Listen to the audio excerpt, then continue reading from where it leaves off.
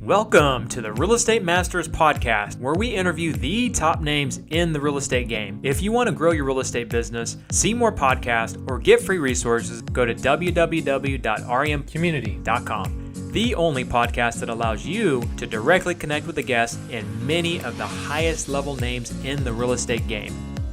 You are in for a treat with our next guest. Do me a favor, subscribe to the podcast, leave us a review, and don't forget to go to remcommunity.com to connect with some of the highest level real estate professionals in the United States through our community and through our high level masterminds. Let's go. All right, welcome to today's show. We have Mr. Cory Peterson, the Big Kahuna. If you've heard of Cory, if you're in multifamily, you've probably heard of Cory. Cory runs a syndication company that puts together multifamily real estate deals, and he does them all over the country. Looking forward to connecting with you, Cory. I've known Cory for a few years now, and it's been a little while since we talked. So good to see you, man. Yeah, good to see you too, brother. I'm super excited to be on. Yeah, man. So catch me up, dude. I know you've been doing some big things. Last time I talked to you, you were scaling up, but you've done a lot more since I've talked to you. So catch me up a little bit. Apartments. Tell us about apartments. Yeah, man. So just got addicted to the cash flow life, right? Getting those checks each and every month has been a pretty cool thing. It's not been without its challenges. I mean, 2020 was a rager with COVID and people not paying rents. And I own half my portfolio is student housing, so that's been really challenging. About half of it's healthy, half of it's not. But overall, man, it's been a great business. I think we did maybe $25 million. We didn't do anything last year. Except that we're just ready to start a new development from the ground up of $14 million. But the previous year we did almost like $35 million in acquisitions, which is decent, which is really just three projects. And that's the great thing I love about this business. You don't have to go at a super crazy speeds like we did in single family game. One or two deals a year wins the race, man. Yeah. So tell us about that single family to multifamily. So we talked about that a little bit before we jumped on here. That's where a lot of people like to go. They like to get their hands in single family residential, smaller deals, easier deals, and then they want to go to multifamily or some kind of commercial. So tell us about the leap and the difference between single family to commercial. Yeah. That is my journey. I started off as a wholesaler to fix and flipper to multifamily. And the reason why was, I think the reason why most people want to get into multifamily is for passive income. Like we all read that book, Rich Dad, Poor Dad, and Robert never talked about flipping or wholesaling. He was all about cash flow. And that's what we all fell in love with. Unfortunately, we turned on the TV and we saw flip this house. And so we got into that. And listen, I'm not even going to beat those industries up. That's where I came from. I make great living and great money wholesaling and flipping. But the difference was I wanted more time and money, and I didn't want to, for me, it just felt like an easier progression is when you do this right, it's a bigger, more sophisticated game. But more importantly, as Robert would tell you, the biggest reason is Uncle Sam. Right? Your biggest partner in life is Uncle Sam, and he always wants his. And when you actually own property for a long time, more than a year, and we're not fixing and flipping, you can actually get depreciation.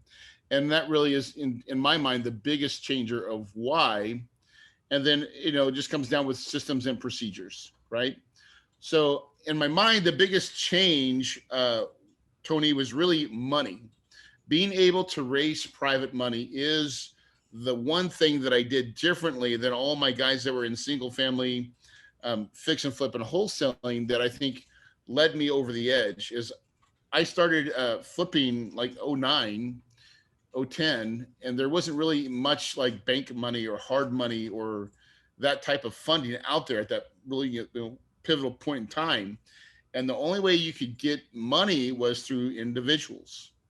Felt like private money.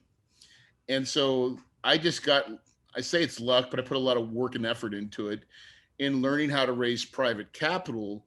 And once I had a big pool of money and the market started to change, that's when I transitioned into apartments. I was like, man, I'm working my butt off doing fix and flip and wholesale.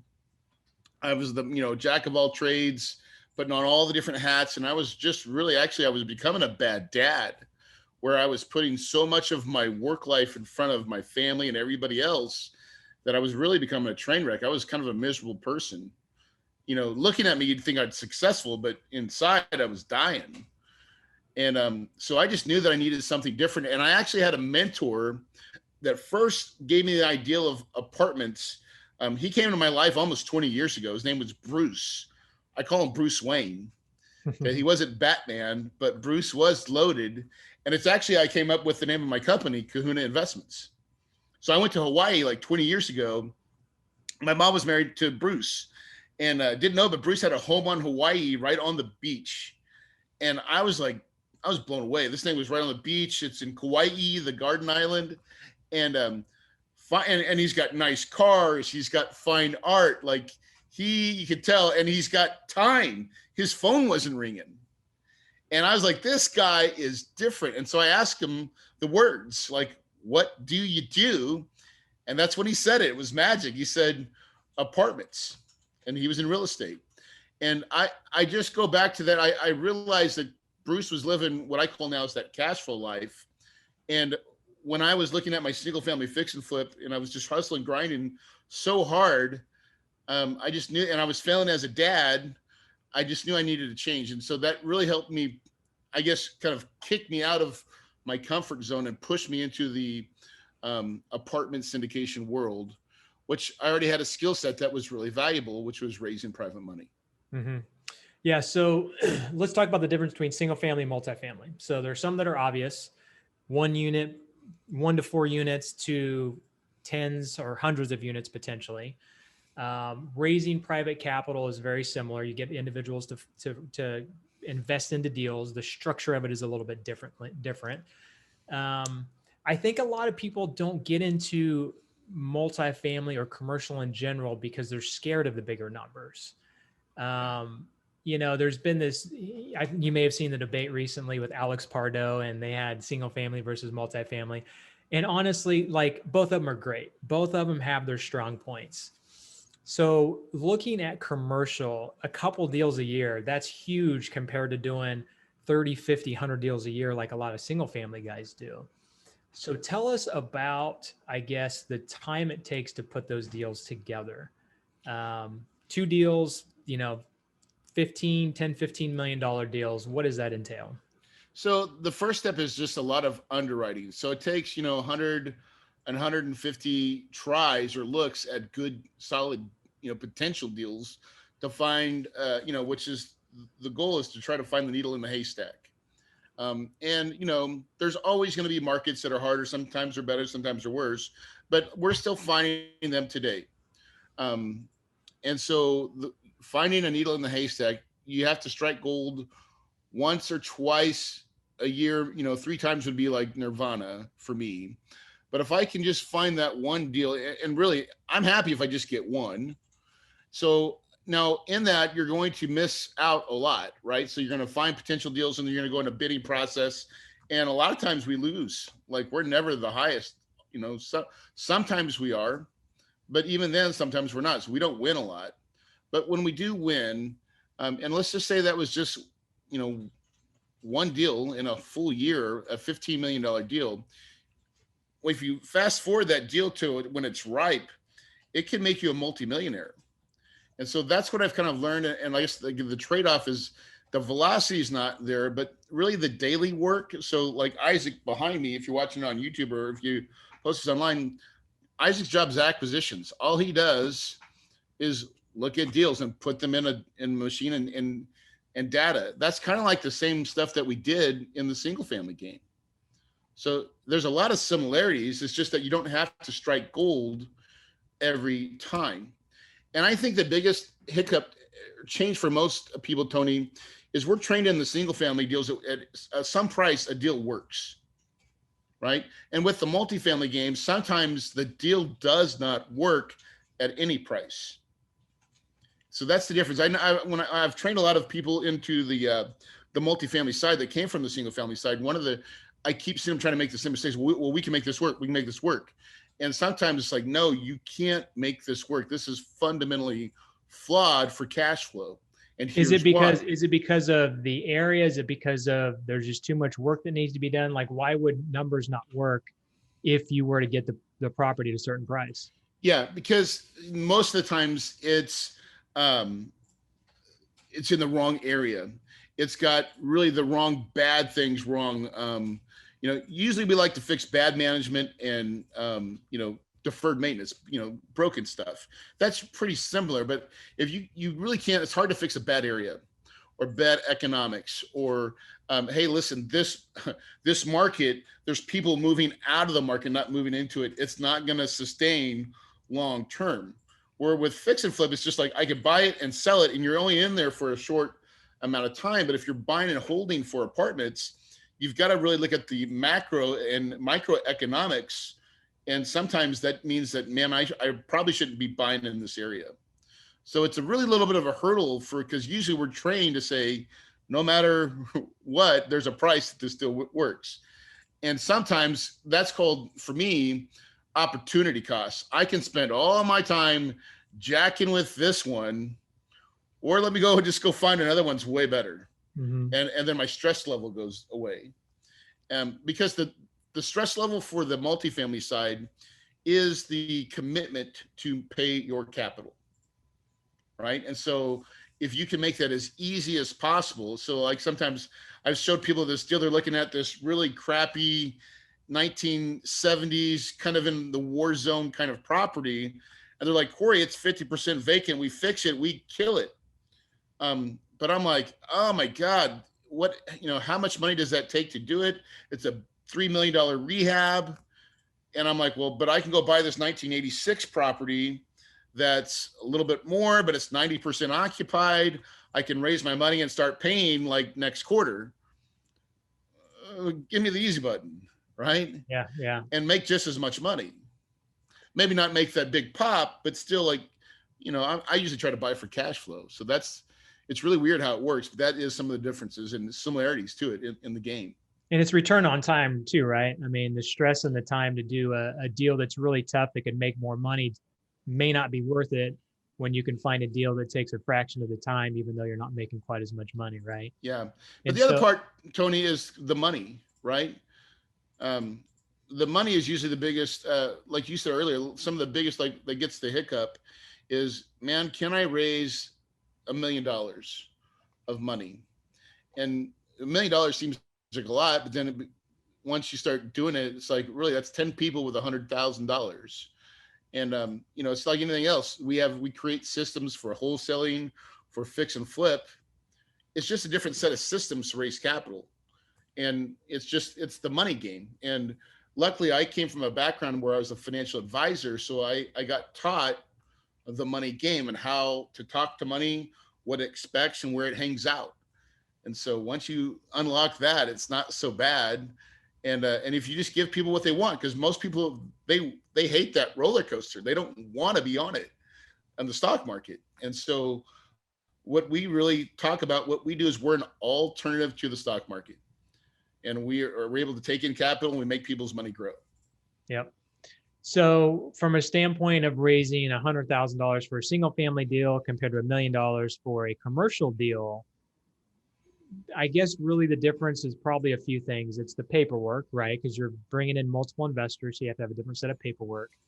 It's them having the property in for a longer period of time. And I think the only other thing I can think of off the top of my head, and you can tell me if there's more, is that there's a little bit more of a variable. In single family private money, typically you pay a fixed interest rate. With commercial and multifamily, it's typically a preferred return plus cash flow if there is any. Anything that I'm missing there?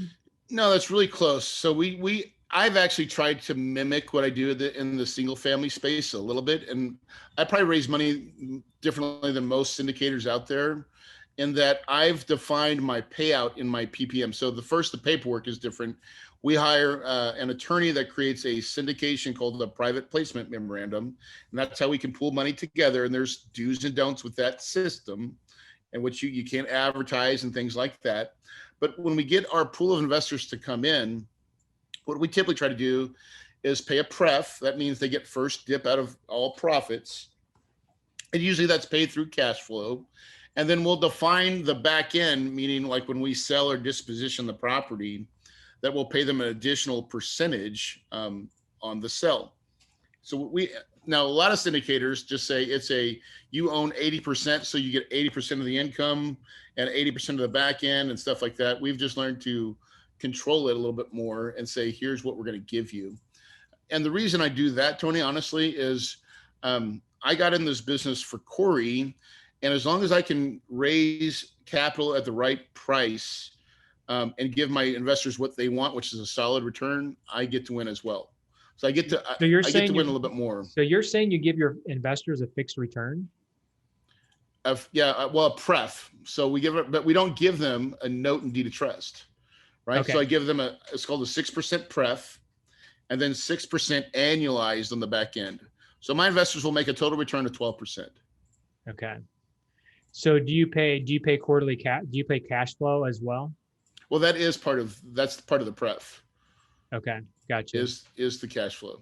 So with multifamily or commercial, if you do smaller deals, there's less transactions. And I think also people think, well, I don't want to wait for the cash flow, or I don't want to wait for whatever it is, right?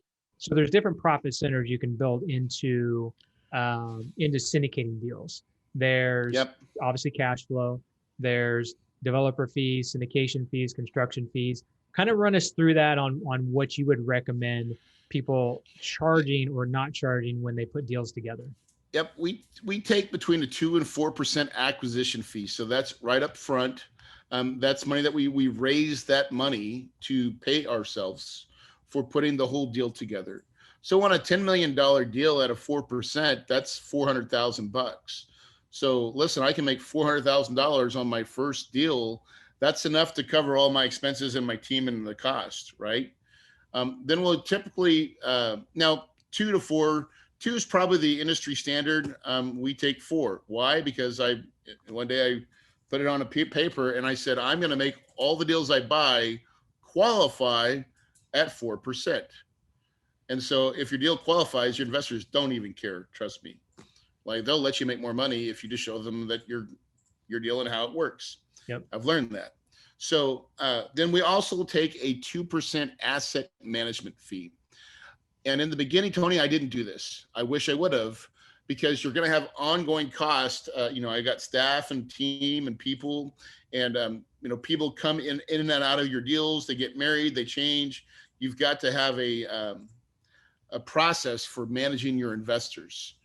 And especially, it's not so bad when you have 1 deal or 2 deals, but when you get to 6, 7, 8, 9, it becomes a big, chicken's nest, and you just want to make sure that it's perfect. And that's what your investors want, is they want perfect accounting, perfect financials, and things like that. So is that 2% of the asset value or the money that's raised? 2% of the purchase price. So if I buy a $10 million deal, at 4%, that's $400K. If I buy $20 million deal, you said something about 2%. So 4% total. So and then asset management fee is the 2% of collected income monthly. So that's a monthly income.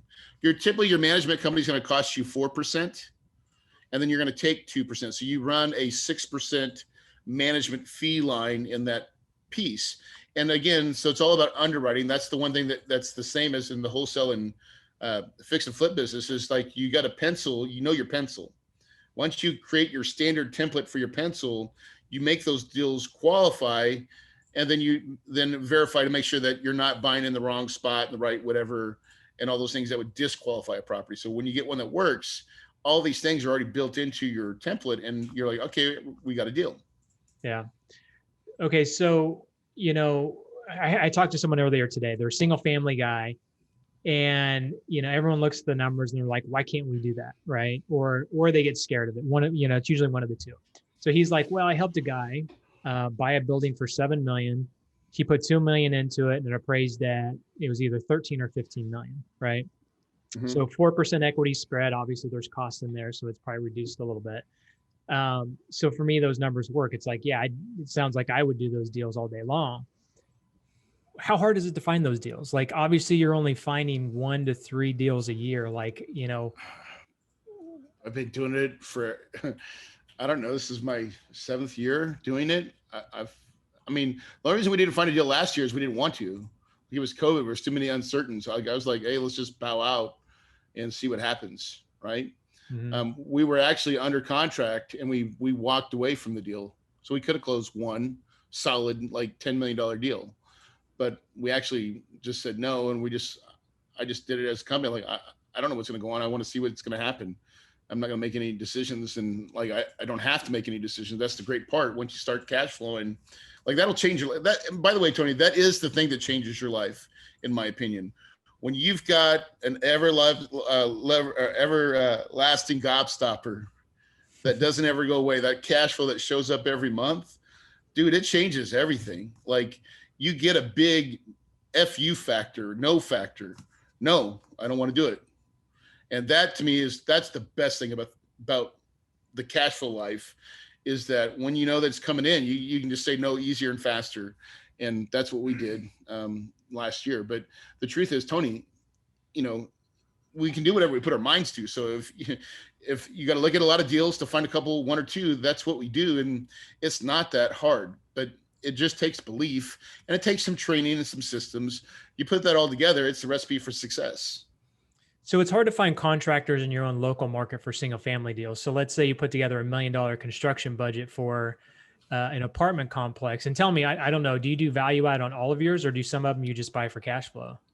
Some of them Mike will call micro repositioning. It's like, well, okay, let's paint and countertops, or we usually have we'll go in there knowing what we're going to pretty much do on these properties before we buy them. But listen, we still have to deal with that. But again, you can also deal with it. We have staff. So a lot of times when we first buy a property, the first thing we do is fire. Most of the staff sucks. So we'll have to find qualified maintenance guys that HVAC certified. And we try to hire like a painter. Some of the guys can actually do a lot of our work for us in-house. And then we sub out what we have to. And there's lots of commercial contractors that are out there. It's a different set of contractors than your guys that are doing single family fix and flip. Gotcha. I think it is. I think it's a different set of contractors. So obviously you have to have a good team together. You got to have a legal team. You got to have a good management team. You have to have all those things together. Someone doing their first deal, I mean, is that pretty tough to put together for your first deal? Yeah, it is. I mean, I'm not gonna lie. It was a lot of work, but compared to what, like it was the same amount of work I had to do doing my own first fix and flip. Except, my first deal I bought for $3.2 million, Tony. I held it for 5 years and I sold it for $8.8 million. Wow. Right. I made $4.7 million net profit, of which $2.5 million was mine to keep. Nice. And so I came out of that deal with $2.5 million. I took that money, bought a $12.7 million property that pays me like $350,000 in cash flow every year, and has now for a while. So if that's that's one deal, one good apartment deal. Yeah. So, I believe that if you play the game and do what's required, whether you're single family, wholesaling, or any of that, real estate is the way. But once you understand that cash flow part of it, one of the biggest things I try to tell all my friends that are in single family is buy more to keep, buy more for yourself. Because the other part of that is depreciation. And we've not really talked about it, but like that was my opening statement early. One of the biggest changes in my life, I've not paid taxes in years, my friend. And I mean that I'm just like Trump. That's the reason Trump didn't show his taxes. He doesn't pay taxes, and neither does Cory Peterson. Because depreciation, this cost seg study that they allow you to do, like we bought a $10 million property, we got like a $3 million depreciation schedule in year one. And because I'm a real estate professional, I can use that to offset all my other income. So my info business and the things that we do and teach there, we offset that income as well. And that's become a game changer for us. Yeah, I was fortunate in 2020 to have a good income and got all of it wiped out with accelerated depreciation from commercial property. I own a big co-working space that I put $1.5 million into, and I was able to take most of those renovations in the first year that we put it in use. So a lot of huge tax benefits there. And I think, is it 2022 is the last year you can do that, or is that going to potentially change with Biden coming in? Boy, I don't know. We're watching it, so hopefully, I think it's slated for 2022. So we'll see what happens. Listen, even with before it was 50% bonus. So instead of getting 3 million, I get 1.5. I'll still take that. But right now we're playing on a pretty cool field. And so we want to get as much as we can. Yeah, totally. Well, cool, man. So we got a little bit of time here. So what are some lessons that you learned in the last 7 years of scaling up this multifamily business that if you could go back first year knowing what you know now, what would you tell yourself? Know thy partner.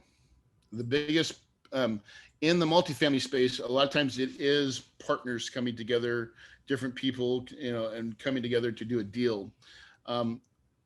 I would say know thy partner and know thy operating agreement. In my first deal, I didn't understand both of those, and it caused me a lot of pain and headache because I had bad partners, and then I had a bad operating agreement that really made it very hard to get them out, and I ended up buying them, both of them out, and it was a very painful experience. Great deal solved that, but I see that mistake a lot when people, and what I try to say to people now is do deals and don't do partnerships.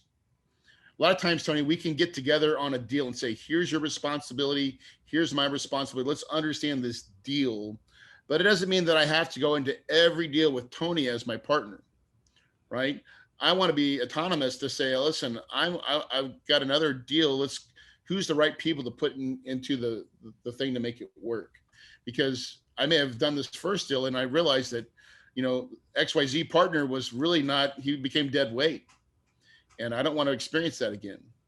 And so I've just learned to do deals and not partnerships. Yeah. Hopefully that makes sense. Yeah. Well, awesome, man.